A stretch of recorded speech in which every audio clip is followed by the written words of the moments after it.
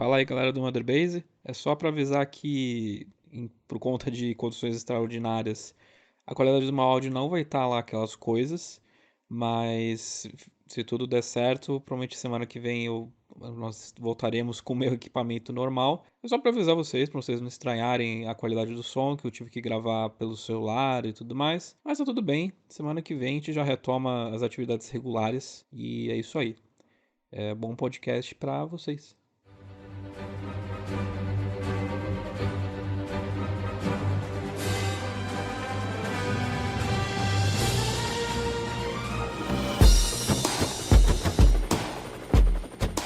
Mother Base, seu quartel-general de papos aleatórios da cultura pop.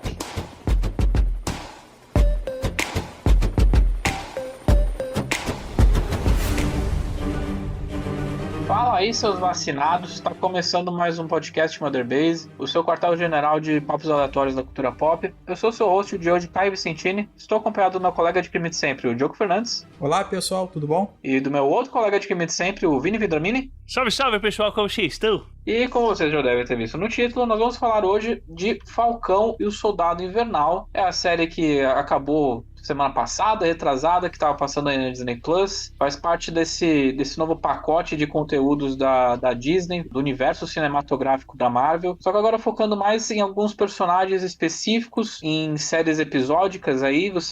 A gente teve o WandaVision, que a gente cobriu, vai fazer acho que mais de um mês, 2 meses aí. Uma série que todo mundo aqui gostou bastante. E agora a gente está saindo um pouco dessa parte mística, nessa parte de poderes mágicos da Wanda, para ir mais para um tom meio soturno, de tramas políticas, de traições e tudo mais. Muito na vibe do que foi o Soldado Invernal. O melhor filme da Marvel. Um dos melhores filmes da Marvel, certamente. E daí saiu em 6 episódios. Começou um pouco mais de um mês. A série já acabou, então se você tiver a Disney Plus, você já pode conferir a série inteira e depois ouvir esse aqui, o podcast, para ouvir nossas impressões. Spoiler pra dar e vender aqui. Vai ter spoiler. Exatamente. Então, o que aconteceu na série, todos os vilões. E é isso aí. Bora lá começar. Eu acho que a gente já pode pautar aqui que o Falcão e o Soldado Invernal, ele já deixa muito claro que ele é um filme seriado. Pelo menos eu tive essa impressão. Ele é uma série, obviamente, mas só a abertura dele,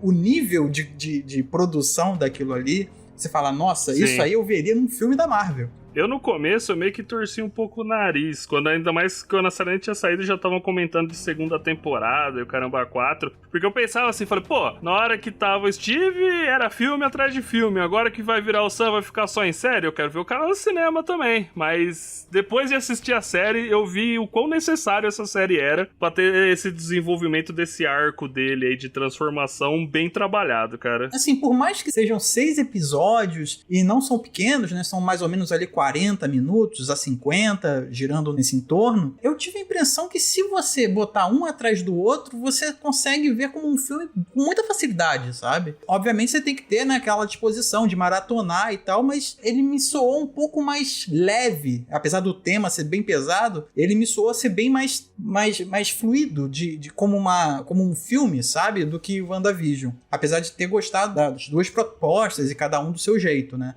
Sempre tem aí a ideia da gente ficar comparando, né? Que a gente não tem como não escapar disso, mas o que é melhor, WandaVision ou Falcão? E eu não consigo fazer essa comparação, cara, porque são duas coisas muito diferentes. Eu também não. São bem diferentes, então a gente não tem como ficar comparando uma coisa com a outra, até porque uma é muito focada em poderes, né, no místico da Marvel, e o outro tá ali um degrau abaixo, mas não quer dizer que ele é menor por isso, sabe? Ele tá no campo mundano, mas mesmo assim ele consegue trazer muito mais avanço pro MCU do que o WandaVision, sabe? Então eu acho que esse é o mérito do Falcão, né? E, obviamente, né, construiu o Capitão América, o novo Capitão América. Eu vou confessar que pra mim não é tão difícil fazer essa escolha. Eu acho que eu gostei mais de WandaVision. Uhum. Não tirando o mérito de Soldado Invernal, o Falcão e Soldado Invernal, mas eu sinto que Falcão e Soldado Invernal meio que é o epílogo de uma trilogia não oficial, que é Soldado Invernal, Guerra Civil e essa série. Porque os três têm mais ou menos o mesmo tom, eles têm mais ou menos o estilo narrativo muito parecido, tanto que você tem os mesmos personagens. A série resgata muitos personagens do canon do Capitão América, como a Sharon Carter, também o Zimo. Melhor coisa da série. Sim, o Zimo é um vilão excelente, assim. Tipo, eu não vou entrar muito em spoilers agora, mas eu gostaria que ele tivesse tido uma participação maior. Eles expandem o canon do Capitão América, falando sobre outros projetos que tiveram nesse tempo que o Capitão América estava congelado lá na Antártida. E é engraçado, né? Porque a gente veria isso antes no Viúva Negra. O Viúva Negra abordaria a questão de quando a Rússia estava tentando fazer o seu próprio Capitão América. Então é muito legal que esse lore mostra como o mundo durante muito tempo tentou recriar o Capitão América, a figura do Capitão América. E a série é sobre isso, sabe? É sobre, primeiramente, uma passada de manto, sabe? Tipo, passar o cajado para a próxima pessoa. Essa série tem muito dessa vibe, eu gostei muito do jeito que ela tratou as coisas, eu gostei muito de como pareceu muito justificado. Eu vou ser muito sincero também na questão de que eu sempre gostei mais do Soldado Invernal como Capitão América, que é o que aconteceu nos quadrinhos na época do Brubaker. A série se baseia muito na vibe do Brubaker, de tramas políticas, de traições, de viagens ao redor do mundo, de terrorismo e tudo mais. E acho que é por isso que eu gostei mais de WandaVision, porque WandaVision parece algo muito diferente da Marvel, enquanto o Falcão é apenas um prosseguimento de algo que a gente já viu.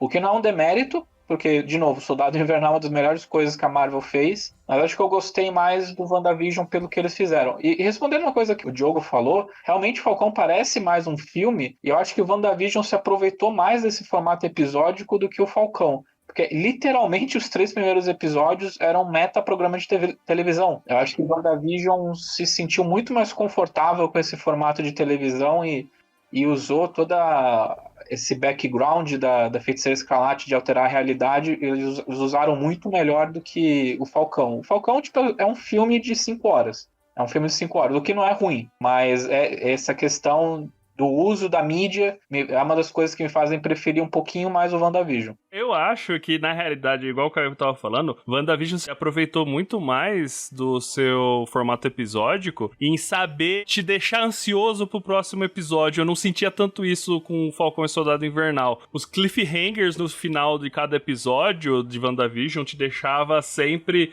Nossa senhora, o que vai acontecer semana que vem?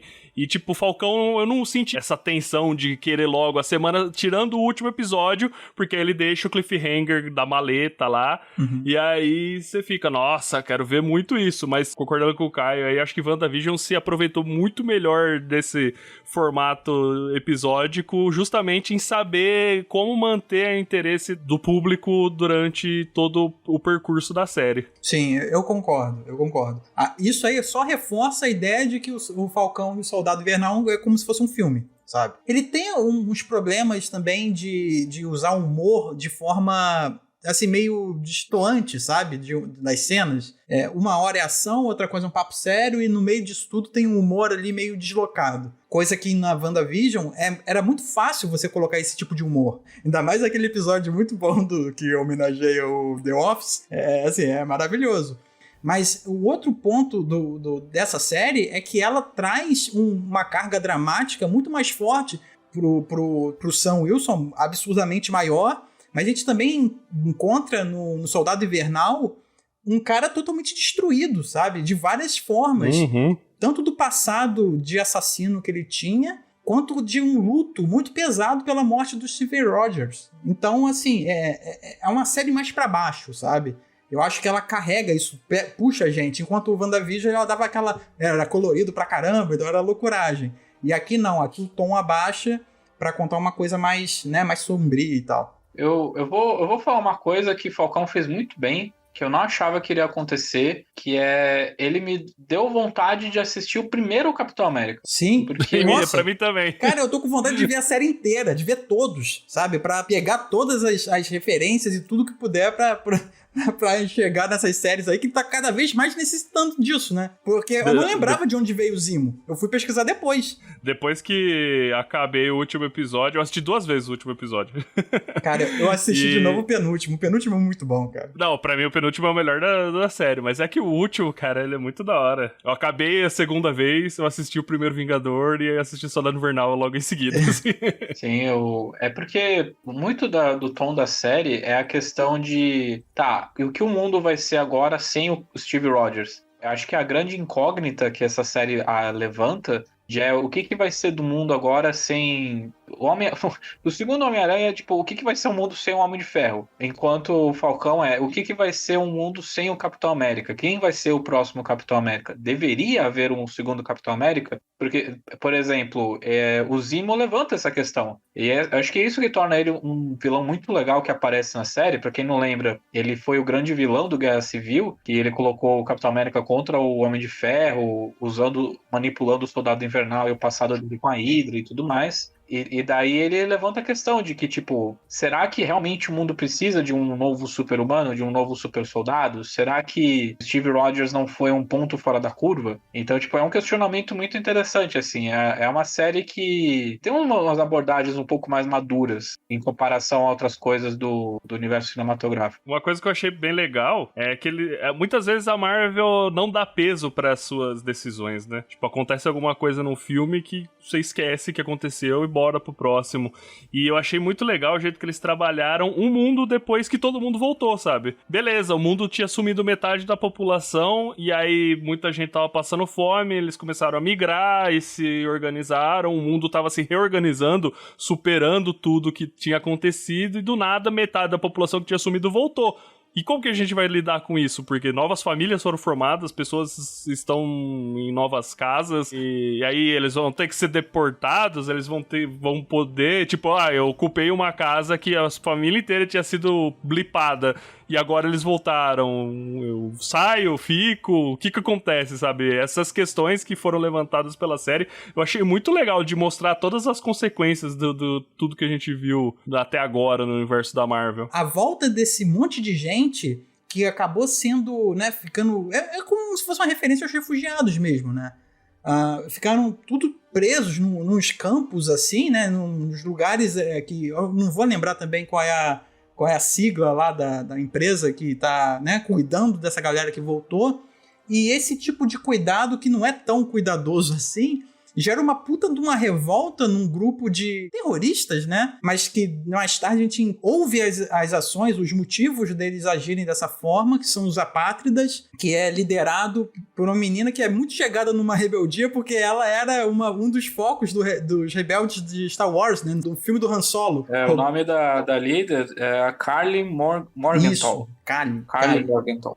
Então, ela começa a liderar um grupo de gente revoltada porque, assim, o mundo voltou desse blip, mas voltou tudo cagado, né? Então elas trazem essa revolta. Pega também uma arma que até o momento ela não era muito bem falada, né? O que aconteceu com as outras pessoas que usaram o soro, sabe? Um soro que constrói um Capitão América pode construir qualquer outra pessoa. Só falta ter. Sim, eles trazem muito peso de que o Steve Rogers era um super-herói não porque ele era super forte, super resistente, mas porque ele era uma boa pessoa. E eu acho que a escolha do Steve Rogers de dar o escudo pro Falcão e não pro Soldado Invernal meio que reflete muito uma coisa que acontece no primeiro filme, em que a decisão de escolher o Steve Rogers pra ser o Capitão América não era porque ele era forte, porque ele era inteligente, não que ele não fosse inteligente, mas o grande ponto de chamarem ele para os programas do Super Soldado era porque ele era uma boa pessoa. Ele vai morrer,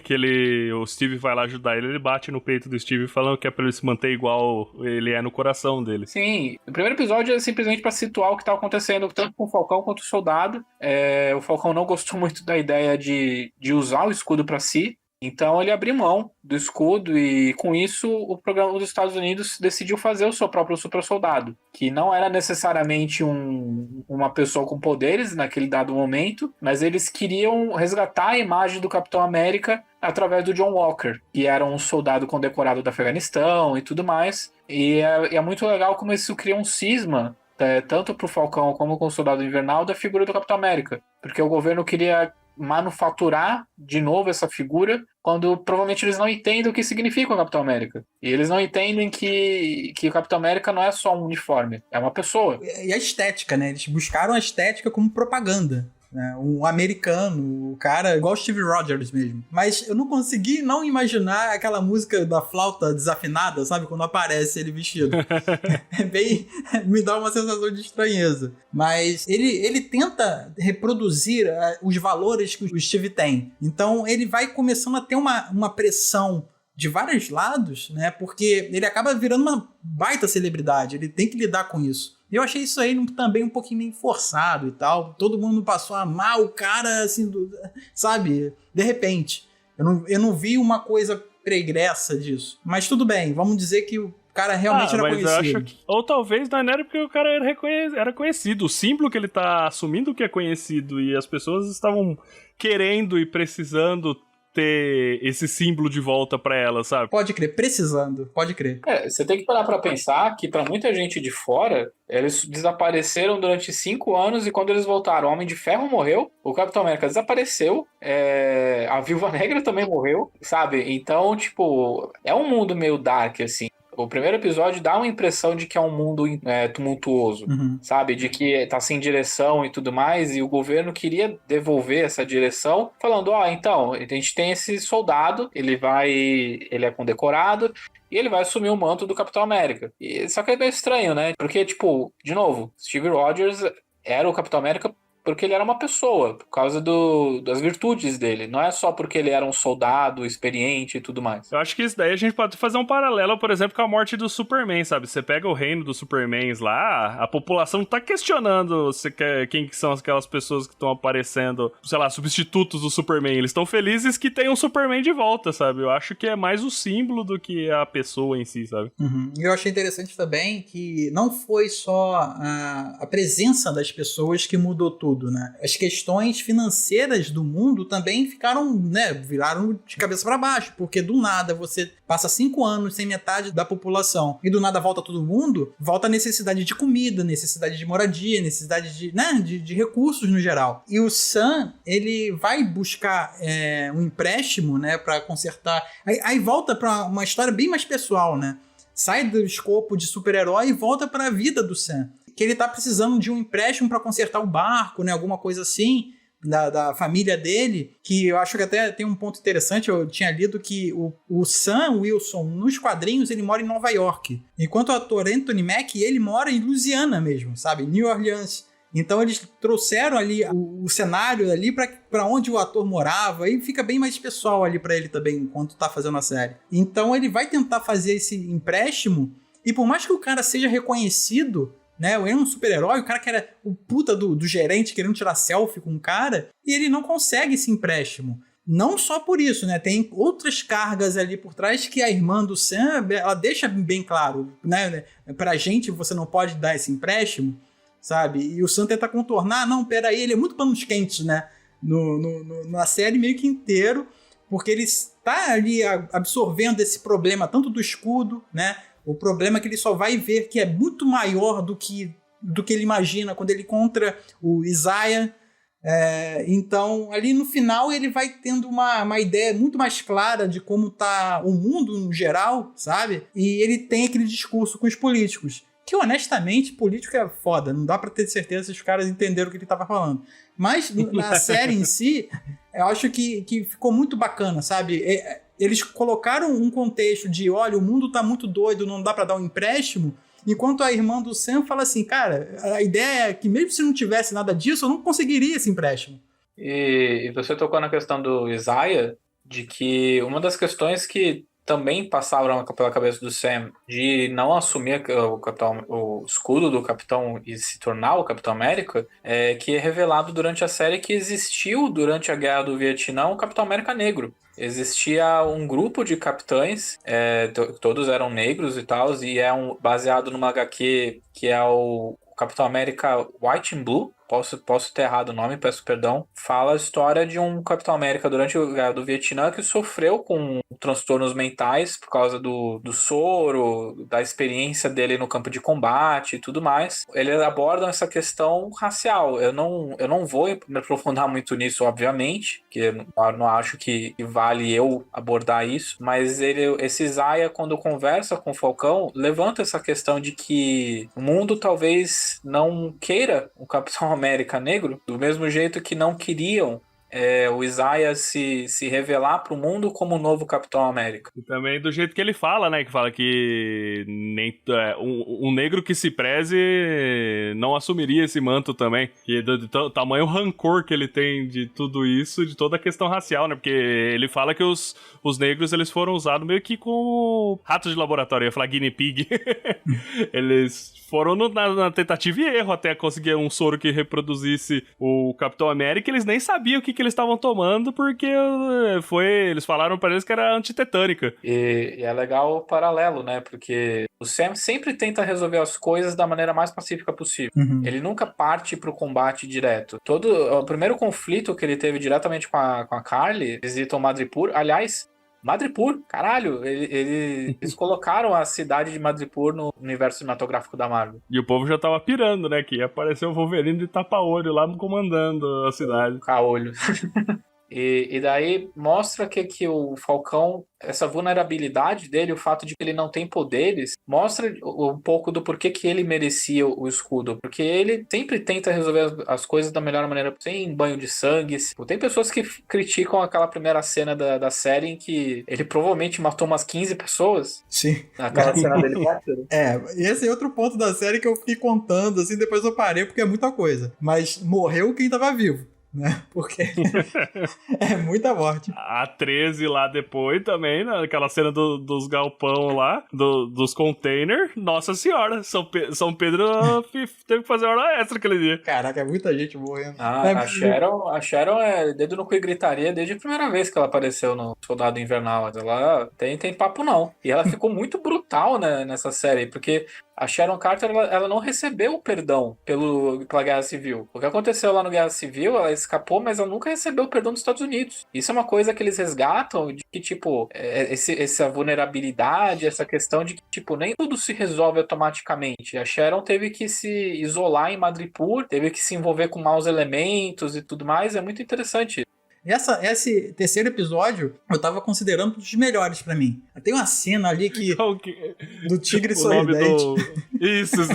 Cara, essa cena eu voltei assim algumas vezes, tipo, porque eu tinha uma crise de riso tão grande do cara tomando. Eu não consigo correr de salto alto. O cara tomando uma dose lá de uma pinga maluca lá de víscera de cobra, maluco, eu ri demais. E esse personagem existe, né?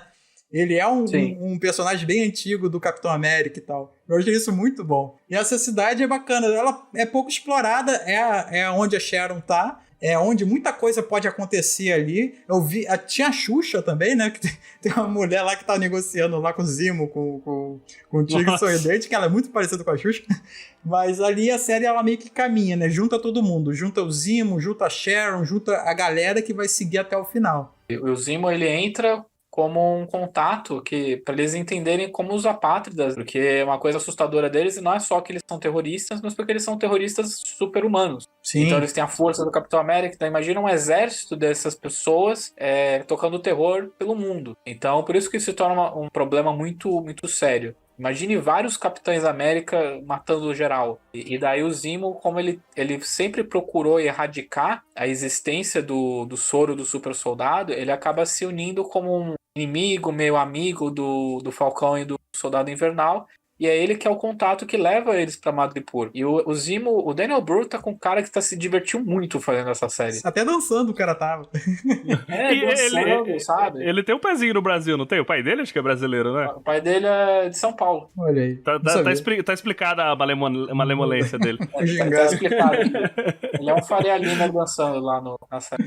Mas então, cara, o Zimo é uma das minhas coisas favoritas da série. Você tem a motivação dele. Ainda acho ele um bosta né? Mas ele é muito carismático. E ele usa finalmente o gorrinho roxo dele. E uma coisa que eu gostei bastante da série, de mostrar mais tons de cinza, sabe? Em vez de ser bem e mal e tudo muito bem definido, eles vão... O próprio John Walker, sabe? Que você começa a pegar um ranço dele, e aí o episódio 5, que tem o julgamento dele, que ele fala que eu só sou e só fiz o que eu fiz porque foram vocês que me criaram, foi vocês que me fizeram desse jeito e agora vocês estão me jogando fora, sabe? Sim, ele foi usado, né? Fica bem claro ali que ele foi usado em várias instâncias. Ele foi usado na época de como ser soldado, né? Porque ele teve ali suas medalhas de bravura e tudo mais, que foi uma das coisas que chancelaram ele poder usar o escudo, mas ele, para ganhar essas medalhas, o que ele fez, né, pelo governo? O que ele fez pela pátria dele? Né? Deve ter feito matado muita gente para isso. Então, ele tem essa carga de matança em cima dele por causa do país. Então, vocês me usaram para isso, vocês me usaram para vestir o manto, vocês me usaram para levantar o escudo. E o cara se revolta, né? Por causa do... Porque é bem covarde mesmo essa ideia dele. E eu já sabia de que, eventualmente, o John Walker... eu vou partir já pro final assim, da série, mas a gente vai falar. Mas o John Walker, ele meio que cai em desgraça, né? Uhum. Porque acontece uma coisa muito horrível. Essa parte cinza que o Vini falou, de que sente essa pressão de ser tão bom quanto o Capitão América. Ele sempre é escrachado pelo Falcão e pelo Soldado Invernal de que ele não é merecedor do escudo. E daí tem um momento quando eles estão, acho que em Madripoor ainda, e ele tem um colega, o Lemar, que acompanha ele. E daí quando eles estão numa missão caçando os apátridas e tudo mais, o Lemar meio que morre durante um golpe que a Kali dá um golpe muito forte nele. Ele bate contra uma coluna e morre. Ele bate com a cabeça e morre. É uma cena relativamente forte pro filme da Marvel. Tem sangue, assim, tipo... Eu não costumo ver sangue no filme da Marvel. E daí, quando ele tá perseguindo os apátridas, ele fica maluco, assim, porque ele acabou de tomar um soro. Um soro que eles descobriram que ainda estava sendo produzido no Madripoor. Mas aí ele ficou maluco das ideias. Foi atrás de uns apátridas, ele tava muito violento. Dá pra perceber como o estilo de luta dele é muito diferente do Steve Rogers. O Steve Rogers, ele luta pra incapacitar, sabe? E em diversas vezes ele pega o escudo pra tentar cortar a cabeça de uma pessoa. E daí, num acesso de raiva, quando ele acha um apátrida, ele derruba ele. Eu não sei se ele corta a cabeça dele fora com o escudo, mas ele com certeza golpeia a cabeça dele com tanta força que o escudo fica todo manchado de sangue. E é um dos frames mais legais, se não o frame mais legal da série, que é ele bufando de raiva, segurando o escudo, pingando de sangue. Uma certeza a gente tem, foi caixão fechado. Sim. E mostra muito o contraste, né? O contraste de quem ele é em relação ao Steve Rogers. Sim, é aquela ideia, né? Que o escudo do Capitão América serve para uma defesa, né? Ele usa aquilo ali como um frisbee, ele vai se defendendo da melhor forma possível, enquanto o John Walker, ele pega aquilo ali como se fosse uma lâmina redonda e faz o que faz com aquele apátrida. Detalhe, né? Já deitado, ele já estava rendido ali, ele assassinou um cara. Não foi defesa, né? O cara tava já incapacitado. Sim. Ele destruiu o maluco. Como ele diz, né? Na verdade, ele se torna o Capitão América devido a alguns valores e uma das características dele seria tomar boas decisões no fervo da batalha, sabe? No calor da batalha ele tem boas decisões. E no calor da batalha desse momento ele mata uma pessoa em defesa. Então é bem chocante mesmo o que acontece. E é filmado, né? Filmado pra todo mundo ver e é transmitido. E a partir daí ele perde o escudo. É legal porque a morte do Lamar meio que representa de maneira figurativa a morte do compasso moral dele. Porque você percebe que em diversas vezes que ele tinha uma dúvida, que ele tinha, sabe, receios, o Lemar falava, não, você é uma pessoa boa, está tudo bem ter dúvidas e tudo mais, você é totalmente capaz de fazer isso. E no momento que o Lamar morre, vai tudo pro caralho e ele cede a pressão, cede a raiva, e aí que mostra por que ele não é capaz de ser o capitão. E o Lamar, ele já deixa a ideia lá atrás, né? Que ele fala assim, você tem vontade de usar o soro? Eu falo, sim.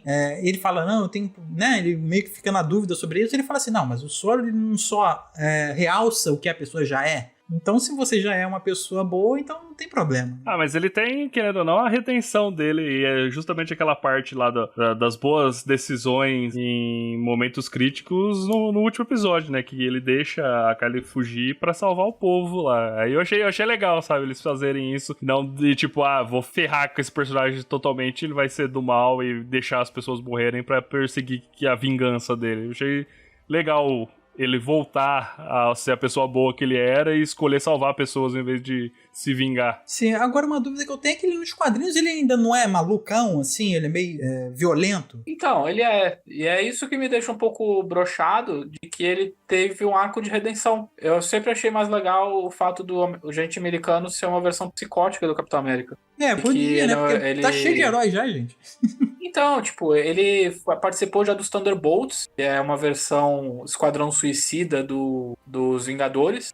São só os vilões, só que, tipo, versões Dark, né? Teve o Thunderbolts que tinha uma versão do Venom, e daí o agente americano, o Ragnarok, que era um androide do Thor, que participou da Guerra Civil. Então, tipo, eu sempre gostei da ideia do agente americano ser um psicopata, que ele é uma versão Dark do Capitão América. E daí, no último episódio, ele meio que tenta ter um arco de redenção, sabe? Tipo, você ainda decapitou uma pessoa inocente com o escudo do Capitão América, sabe? É então, bem esquisito. Eu não aceitei. Eu também não fiquei muito, né? Eu fiquei assim, ele tá com um escudo de novo, né? Um escudo do Mercado Livre, que amassa todo. E do nada ele salva um carro forte lá e tal, e né, libera, não deixa as pessoas morrerem. Sendo que mesmo assim, quem salva o dia é o Sam, né? Com aquele traje maravilhoso. Uhum. E é assim, ele depois vira amigão, sabe? Fazendo piada, citando Lincoln. E, cara, como assim? Você não vai pagar pelo teu crime, pô? Ao vivo ali, no YouTube? Eu consigo entender o Soldado Invernal não julgar o agente americano. Eu entendo. Mas o mundo por si, assim, tipo, ficar... beleza, ok. Então eu entendo o Soldado Invernal compadecer, mas o John Walker em si, tipo, ser perdoado. Porque provavelmente o agente americano... Provavelmente eles vão fazer alguma coisa, sei lá. Eu queria muito que eles fizessem Thunderbolts. E daí eu acho que tem uma abertura de que talvez vão formar um Black Ops, um Vingadores dos Estados Unidos, assim, só que para missões mais perigosas e tudo mais. Eu tive aquela sensação de que eles fizeram essa leve redenção do John Walker porque eles querem reutilizar ele em outras mídias, em outras coisas, filmes, séries, o que quer que seja. Mas com certeza vão usar, até porque aquela baronesa, né, ela deixa bem claro, ó, mantém o celular ligado aí que eu vou entrar em contato de novo, depois que ele já vira o agente americano. Então... Será que aquela mulher é tipo uma Amanda Waller? Tipo isso. Eu tô meio afastado dos quadrinhos, eu preciso dar uma pesquisada melhor sobre. E a Carly, né? Vocês gostaram da Carly? Ela usou a maneira errada pra lutar por uma coisa certa. Que se talvez ela tivesse se aliado ao Sam na hora que ela teve a oportunidade e talvez ela fosse ouvida e menos pessoas tivessem que morrer, sabe? Ou ninguém tivesse que morrer. Só que também fica aquele lado lá que enquanto você não é extremista, ninguém te ouve.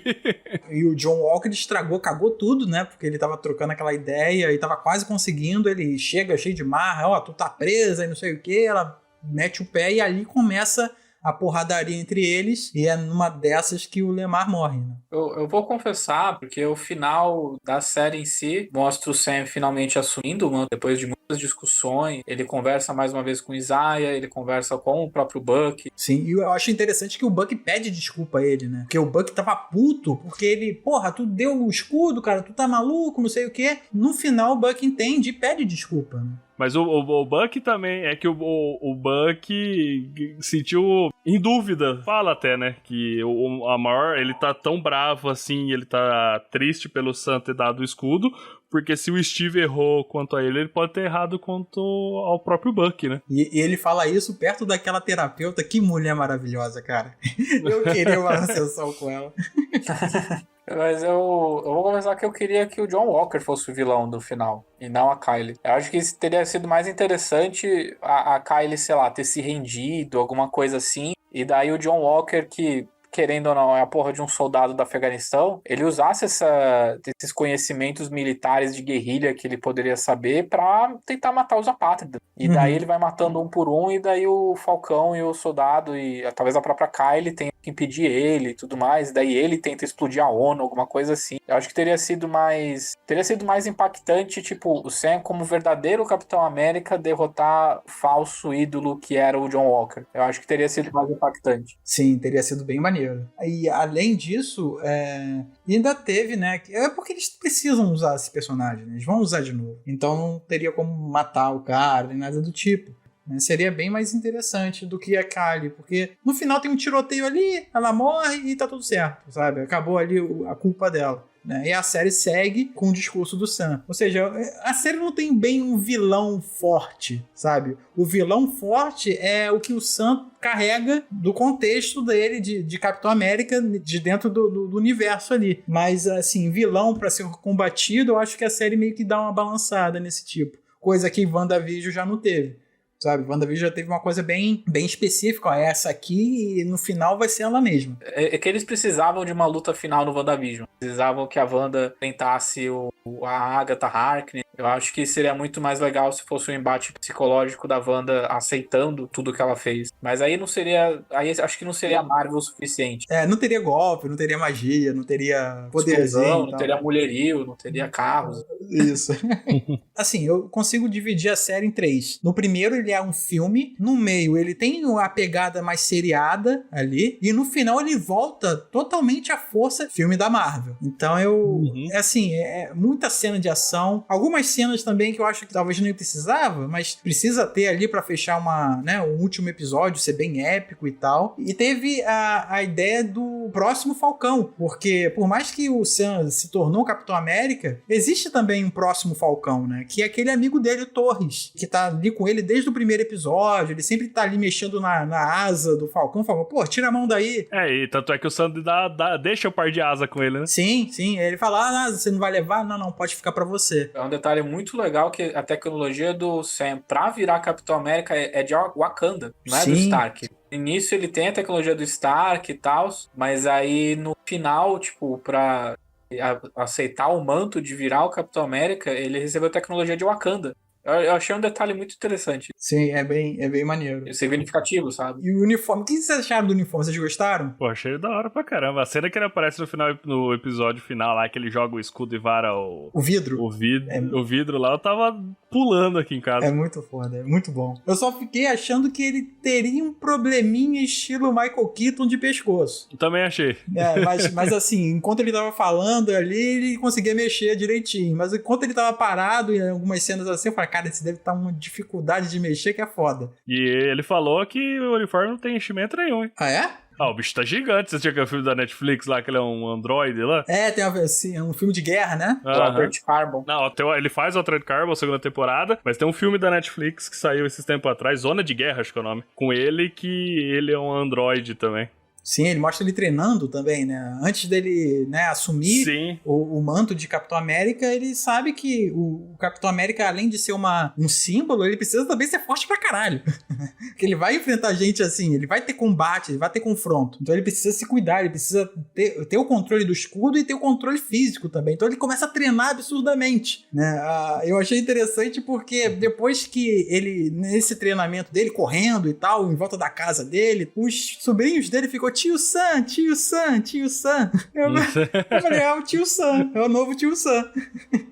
Não sei se vocês perceberam, mas o cara que ele treta lá dentro da coisa da ONU lá... É o Batroc. Aliás, ele aparece no início da série. O cara perde 2 vezes, né? Não satisfeito com uma, toma outra sua. E a gente tá prosseguindo já pro final, assim, do episódio, mas uma coisa que a gente não pode deixar de citar, além do Zimo, além da Kylie, além do próprio agente americano, tinha um personagem nas sombras que era o Mercador do Poder, que ele é citado frequentemente, principalmente na metade da série, quando eles estão em Madripoor, que é uma figura meio gangster, meio do submundo, controla tudo que acontece, e a gente meio que nunca vê quem ele é, até as cenas pós-crédito do último episódio, em que a Sharon Carter finalmente recebe o perdão que o Falcão tinha prometido pra ela ao longo da série, e daí ela faz uma ligação e a gente descobre que ela é o Mercador do Poder, que tava controlando tudo e que tava indo atrás da Kylie. Então ela tinha seus motivos escudos e ela se tornou uma personagem muito na área cinza, né? Isso daí que eu ia te perguntar aquele dia que eu te mandei mensagem. Nos quadrinhos, a Agente 13, ela é assim também? De ir pro lado do ruim da coisa e começa a vender ser ou ser uma vilã, ou não existe isso nos quadrinhos? Não tem muito até onde eu li. Tipo, eu li.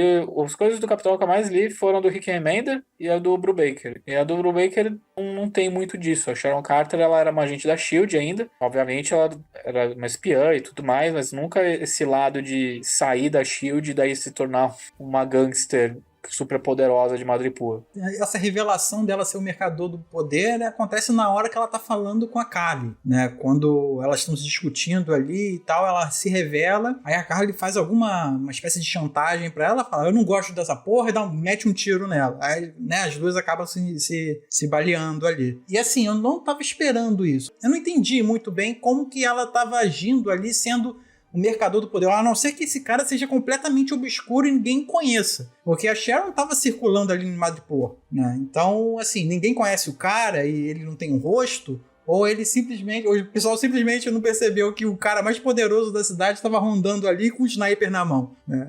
Eu não sei. Escondido em plena luz do dia, né?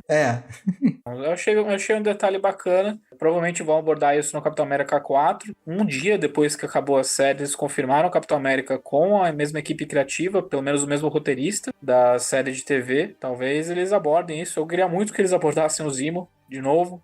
Esse negócio da Sharon Carter. Vai ser um prosseguimento assim do que a gente viu no Falcão. Vai ter o Soldado Invernal também, então é esperar pra ver. E o menino Buck sorrindo, hein? Se o menino Buck tá feliz, eu tô feliz. ele fica feliz. Eu achei que você ia até fazer a piadinha do Falcão e o cunhado invernal. Eu acho que eu reparei ali, eu acho que ficaria bom, cara. Ficaria legal. Daria bom. Só que o cara falou, já deixou, né? Deu tapa na mesa, falou, não flerta com a minha irmã. Eu achei muito maneiro. Meu amigo falou isso pra mim, tô namorando a irmã dele faz 4 anos. Olha aí. O Vini Infernal. Galerinha, então esse foi nossos 10 centavos sobre Falcão e o Soldado Invernal. Agora Capitão América e o Soldado Invernal. A gente tem muita expectativa aí pelo que vai rolar agora, Capitão América 4. Realmente a Marvel fez recentemente não, no momento da gravação, a Marvel lançou ontem um trailer com todos os lançamentos dos próximos 3, 4 anos. E a gente pode falar melhor depois, no futuro. Mas de agora em diante nós temos um novo Capitão América. Aguardem aí Capitão América 4. E é isso aí. Espero que vocês tenham gostado do programa. O que vocês acharam do seriado? Gostaram? Não gostaram? O que puder melhorar? Fala pra gente aí nos comentários se for ouvir. Mas pra isso, Diogo? Diga.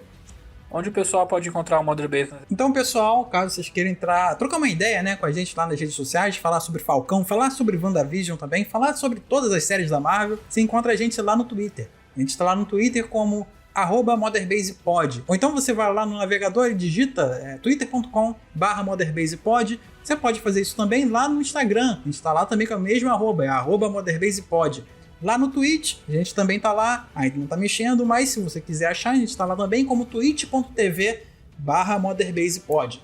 O Vini, que tá aqui, também tá lá. Ele tem um canal dele que se chama twitch.tv/Valhalla Palace. Dá um pulo lá, se inscreve, segue. E caso vocês queiram também encontrar com a gente um pouquinho mais formal, né? Trocar uma ideia, a gente tá lá no contato, que é contato@motherbase.com.br.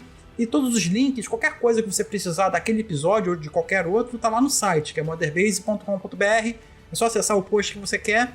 E é isso. É isso aí, galera. Então, mais uma vez, estou aqui para te lembrar que o Mother Base tem um novo feed no Spotify e no Apple Podcast. Caso você ainda não tenha feito a transição, fique ligado lá no Spotify, procure o Mother Base, que nós temos um feed novo. Mesmo você aplica lá pro Apple Podcast. Então se inscreva aí onde você for ouvir os nossos podcasts. E se você estiver no Apple Podcast, deem 5 estrelas lá pra gente, porque isso aumenta a nossa visibilidade. Aumenta a nossa visibilidade lá na página principal. E é isso aí, galerinha. Esse foi mais um podcast Mother Base. Fiquem bem. Até a próxima e tchau, tchau. Tchau, tchau, povo. Isso é o capital de verdade, viu, povo brasileiro?